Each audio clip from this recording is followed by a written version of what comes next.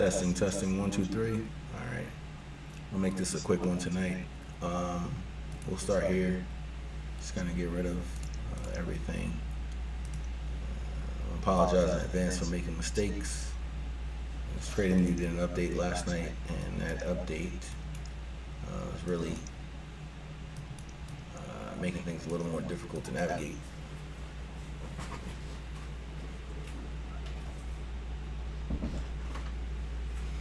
So as always, we want to start on a weekly chart, get an idea of what direction we're going, right? So as we can see that we're pretty bullish here.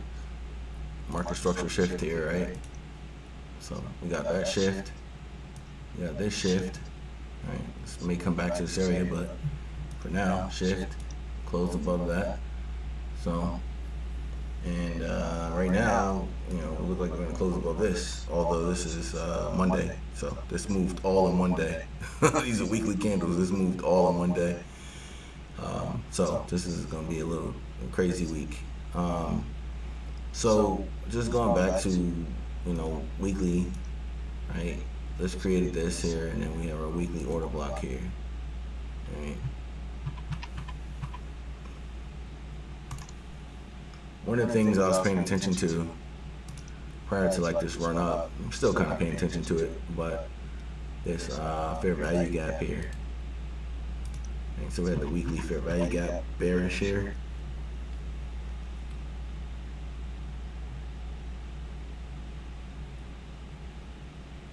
And just kind of some of the things that stuck out right away.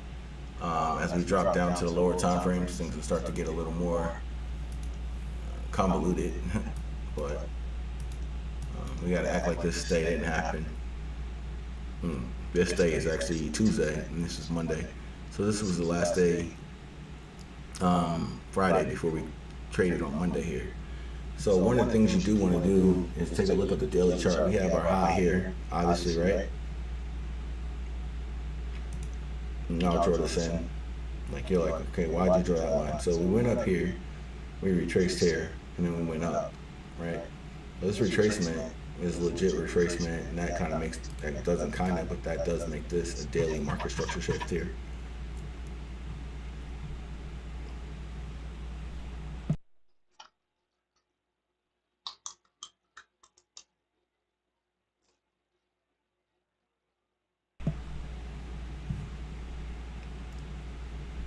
We have a daily bullish market structure shift here, and that gives us our low, and then that gives us our high.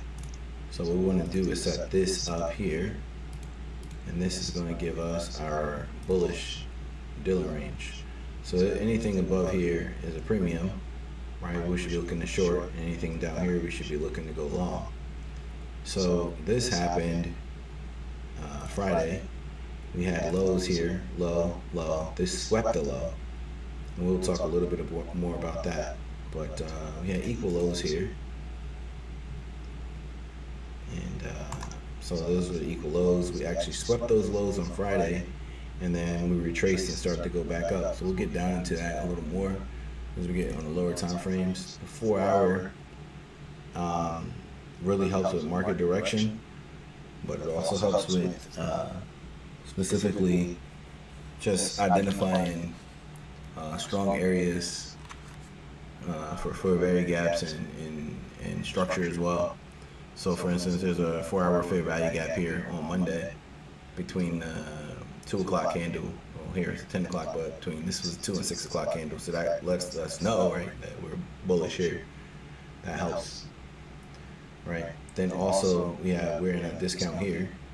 So as we come to this discount on Sunday and we start to go up, that tells us we're rejecting from that discount area. And again, these were equal lows, right? Friday was here. Looks like Friday right there. So this was Thursday actually. Took that and went this direction here. So not to be too confusing or convoluted from this standpoint, we want to focus on like structure, right? So this actually closes higher. Barely, but it does close higher. And that lets us know like we're continuing to be bullish, right? So we can identify that, or we just keep that in mind. also one thing we can do here is, do it here is identify this PD array, which is 4-hour fair value gap bullish. All right.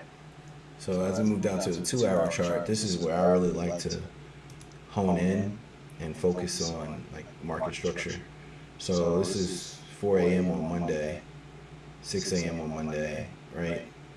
And from a market structure standpoint, I'm looking to see a close below this level to consider this to be bearish, right? We don't get that. We just kind of keep going up like this, right? So as we keep going up, also, I don't know if it's going to align in this case, but yeah, it does actually.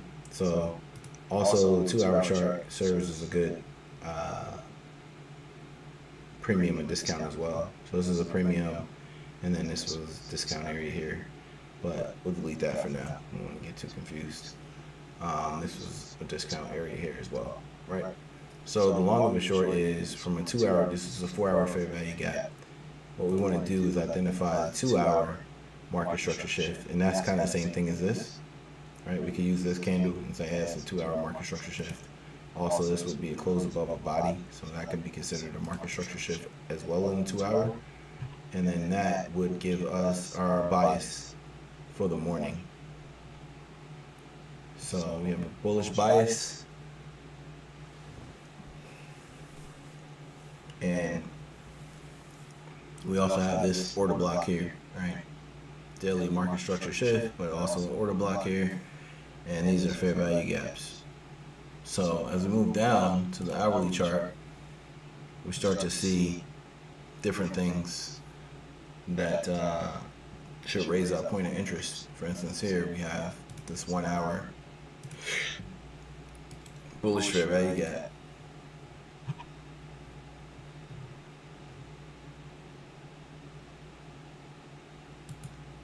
All right, so there's a gap here. That serves as the fair value gap, and later we come and hit that, but we don't hit it right away in the morning. And so, for instance, I also like to use, the 1-hour for market structure confirmation as well, right? But a lot of times we can start to break levels or, on the 1-hour and then just kind of blow through that. So I like to use the higher time frame. The higher the time frame, the stronger the conviction. So I really like to use the 2-hour. It's been the sweet spot for me. Now, my favorite time frame of all time is the 15-minute, and the reason why is it is the time frame that I could probably trade on without any additional time frames. But I don't recommend that, but you probably could, right? So, for instance, this is the 15-minute swing high. We close above that, right? That gives us a 15-minute market structure shift, even though it says 4-hour, but we're down on the 15-minute. So now this will be a 15-minute market structure shift. When we get a 15-minute market structure shift, we want to come down to the lowest down close candle, right?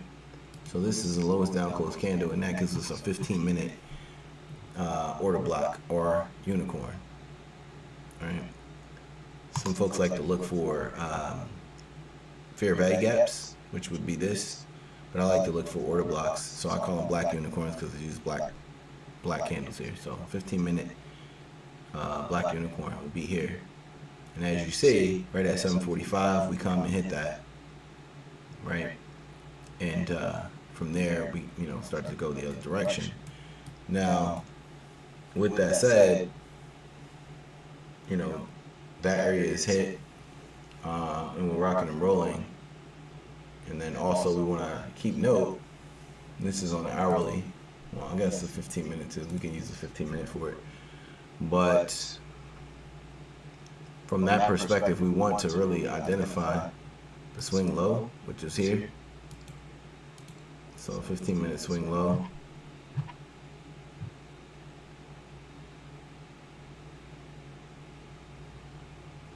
We call it the protected low even if you want, but that's the swing low. And we're looking for actually price to sweep this level.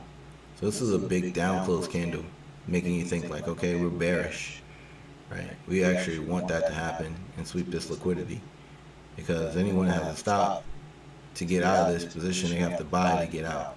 So once they get stopped out and buy to get out, price starts to shoot back the other direction, right?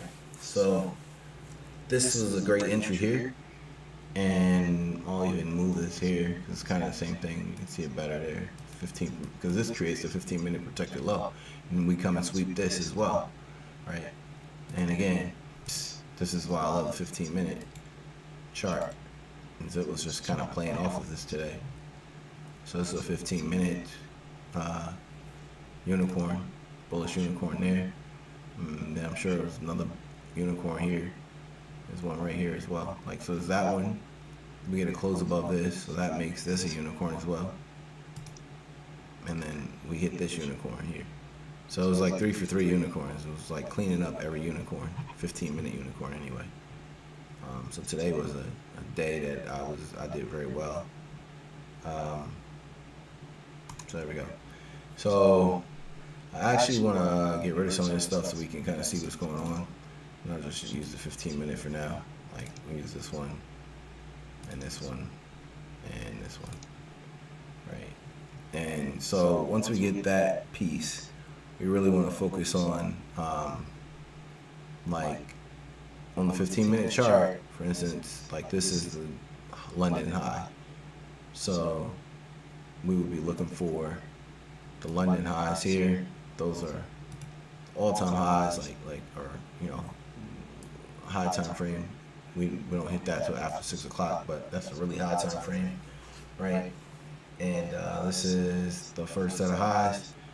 And then once we come back down, we're looking to take these out, right? These are considered relative equal highs from here to here. I guess you could use this as well. So once we come back here, we're looking to take those highs out right there. And then we go a little further. So I'll take this one off. But what I want to get into is the entries down here. So there's 3 time frames that we want to use for entries. The best time frame, I would say the safest. The lower time frame you go, the more risky it is, right? So let's go with safe first. The safest time frame is the 1-minute chart.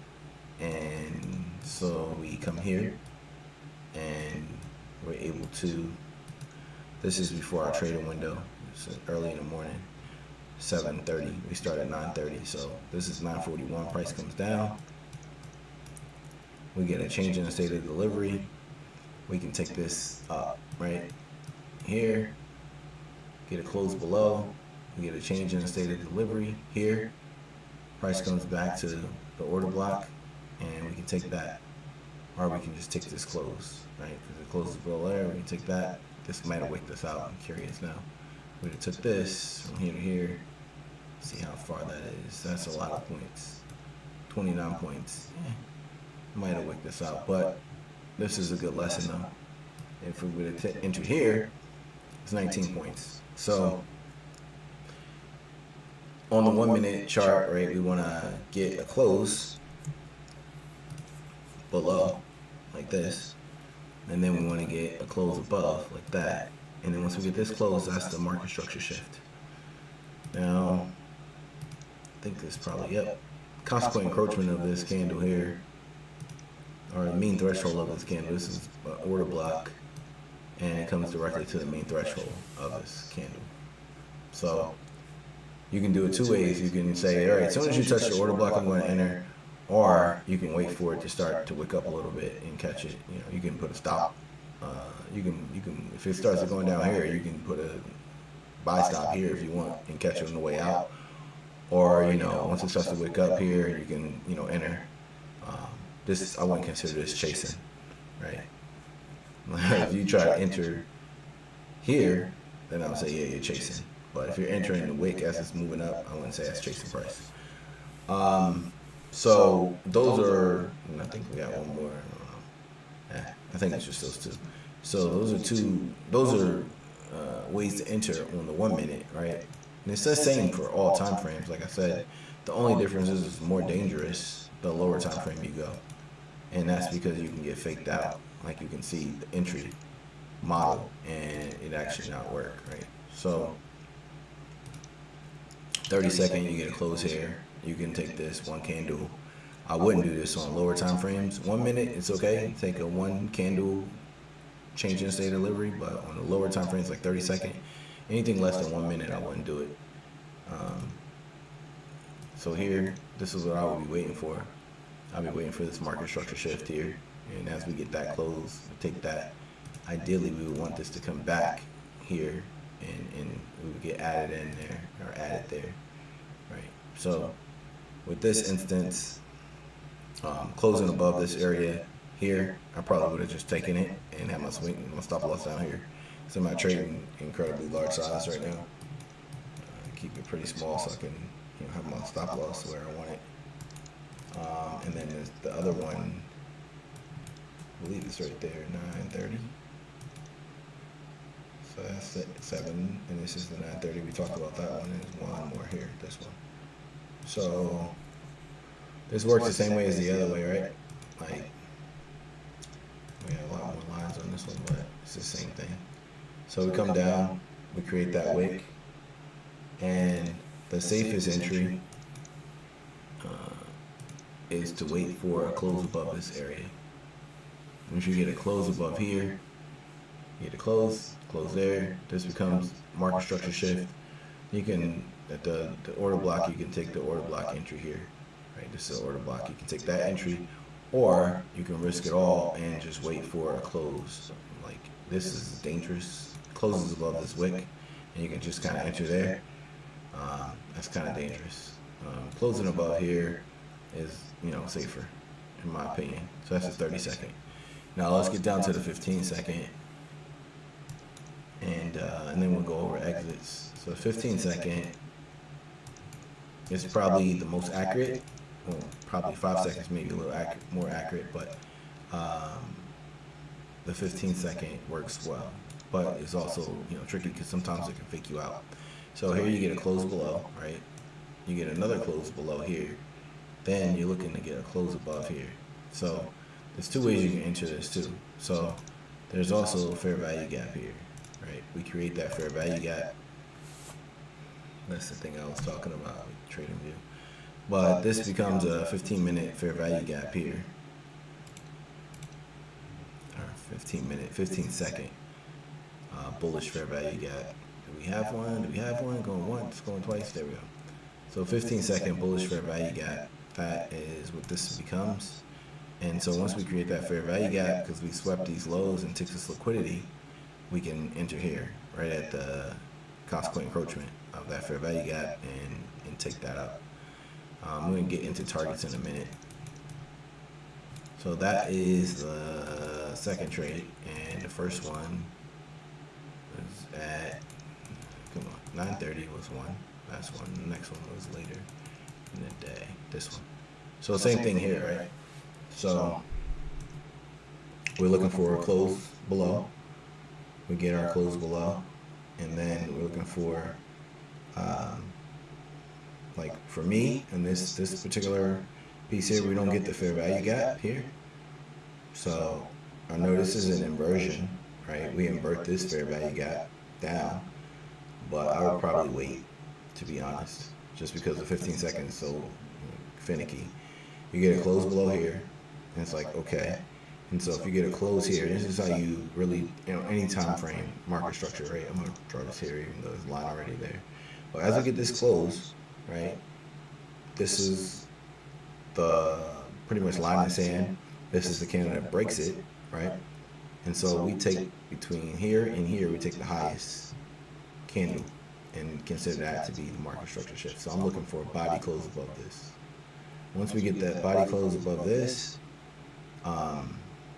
we come back here. We come back down deep into this order block here, and then we roll, right? But the good thing about the 15-second is it's so, small time frame. It's like, okay, you're not going to get destroyed. But yeah, you want to wait for a pullback there, and then if you want to be really precise, you can go to old school OTE and get an idea of exactly how deep you are. in that piece. So this one actually didn't hit a discount. It would have been a 50%, which would have been like a discount, which would have been great. So that would have been tricky. But essentially, you get your change, right? You get your market structure shift. As soon as you get a close above that, get your market structure shift, and then we want to enter right here. Like I would take this right at the top of this body, and we would have drawdown about 9 points, and then we're off to the races. Now, going over to exits, and there are two types of exits, or two ways to determine exits. One is liquidity, which we talked about already. The other one, some folks may consider it to be easier or more difficult. But what I'll do is I'll take the down close candle here, and I'll take the body of it and draw it to the highest up close candle. So this is the highest up close candle right here, and then I will standard deviation targets here. And I'm targeting, first target is 0.5, which is this one, and the second one is 1. Ultimate target is 2.5. So that's one way to do it. The other way to do it is to go on a higher time frame, like the 15-minute chart. And you can align with like this swing high, right? So that was 0.5, so I would be looking to take something off there, but it just kind of blew through it, so I would have stayed in there. But that would have been a target, right? And then, like, these are all fair value gaps here. For sure would have considered this to be an area looking to take profit. Right, we hit that at 130, but this is an order block. Like, just that wick is an order block, but usually it'll go to the body, and it went to the body here. So that was that piece. And then, so that's the first move up, right? And it's going, and you're like, okay, well, how do I know, that we're done? We hit this target, we hit that target, how do I know when to get out? So for me, what I'll do is, because you don't want to exit too early, but you also don't want to give back a ton of profits and exit late. So what I'll do is I will do one or two things. If I have a runner on, it's like one runner, then I'll just I will trail it, right? So like here's the high, comes low, this is a swing low. This is the high, goes up, I'm waiting for this to close above, right? Price goes up, closes below here, below there, and I would exit here. This would have been my exit. Now we did get a more pullback and then up. Once you exit, like don't go back in, hop in and hop out, like, because ultimately we take that down, because we should have never broke this structure. Once we close above this candle here, that body closed above this body, that's it. We shouldn't come back and close below the lowest body here, but we do. So that kind of tells me like we're out of it. So that's one way to exit. The other way to exit is to use higher time frame and market structure shift, or you can just be scaredy cat, and as soon as you see a down close candle after you hit your mark, like say this is 1, you hit 1 here, and then you get a down close candle, you can just put your stop loss below the swing low. Then that would have stopped you out right there. You can do it that way. But sometimes it'll keep going to like 2.5, so you gotta be careful with that. The second, I'll get rid of all of this. And this was the second move here. I actually didn't test this move, so I don't know what it's gonna do. But I do know what I'll usually do. I would be looking for these highs, right? Like I would say, okay, well, where are the highs at? I'll be looking for equal highs. This would probably be like 1, because those are the relative equal highs. And then I would be looking to, this would be the other one, right? So I'll be looking for those two areas as targets, and even possibly this as well. And if I'm using my go-to strategy, I will use this. This is swing low. This is as high as I can see. This is the highest candle up. I didn't actually measure this, but we'll see what happens, right? So definitely want to take something off right there. That's like pretty much the move for me. And then this is also, so this is like the target. And once you are across the 50% line, you don't want to take any longs. So once you cross that 50% here, you don't want to take any longs. Now, price did come back here. Like this would have been a good entry. You got close above here. It comes back to the order block. You can enter there. Comes back to this fair value gap. You know, you could have entered here as well. Like these are all like, you know, decent entries or whatever. And this goes to like balance and imbalance. Like, so the reason why we're coming back to this order block is because price moved so fast that we didn't give these guys a chance to buy or sell. So we want to give them a chance, and same thing. Uh, it creates a balance range. So same thing here. This moves so fast. All these folks, right? These guys never, this gap, yellow gap, they never got a chance to sell. These guys never got a chance to sell. These guys never a chance to sell. Like, it was just moving so quickly, right? So then it comes back and it gives these guys a chance, gives these guys a chance, gives these guys a chance, gives these guys a chance. Now everyone has a chance now. Now it's like everyone had a chance. All right, now we can continue to do what we want to do. Right? That's the difference. That's what they mean by balanced price range. It's balanced at that point. So price continues to move up. This would be like I said, this goes through it. So once it goes through it like that, I would put my stop loss right below this candle, this down close candle. I would say, well, I'm gonna stick here and see what happens. And like I said, I don't know what happened. It went to 2.5, which is why I have that as well. When you have a really, really long range like this, you want to take the 0 and then 2.5.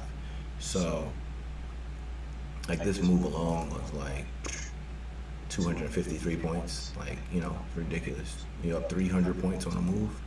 If you move 300 points on a move, then yeah, that 2.5 is probably when you want to look to exit.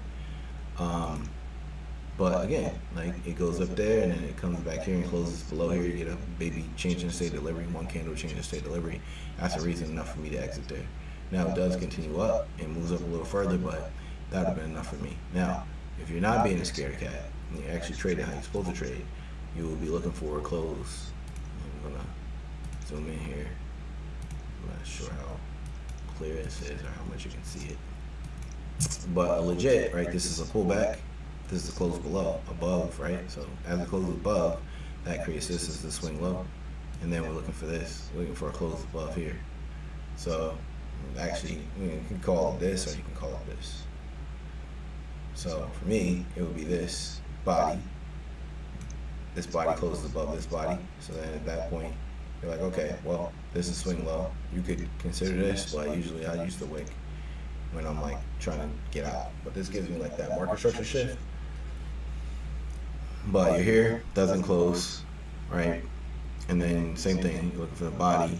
Once you get a body closed above, so like this doesn't close above, right? It wicks up there and takes that liquidity, but it doesn't close above there. But it does, the body does close. So that allows me to move this up, like here, right? And as you see, it comes and test it, and then it finally gives it up.